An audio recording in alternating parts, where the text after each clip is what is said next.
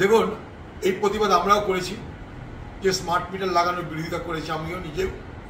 কারণ একটাই, যে পশ্চিমবঙ্গের আজ পশ্চিমবঙ্গ সরকারের যে আর্থিক অবস্থা, সে আর্থিক দৈন্যতার জন্যে ভাড়ার তার নিঃশেষ হয়ে যাচ্ছে।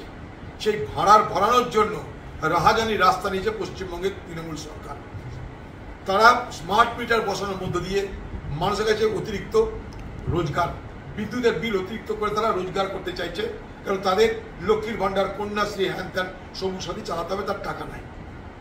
কিন্তু আমার প্রশ্ন একটা, যে আপনি তাকিয়ে দেখুন, ভারতবর্ষে আরও রাজ্য আছে, কংগ্রেস পরিচালিত তেলেঙ্গানা আছে, কংগ্রেস পরিচালিত কর্ণাটক আছে, কংগ্রেস ঝাড়খণ্ড মুক্তি মোর্চা পরিচালিত ঝাড়খণ্ড আছে, তেলেঙ্গানা আছে, কর্ণাটক আছে।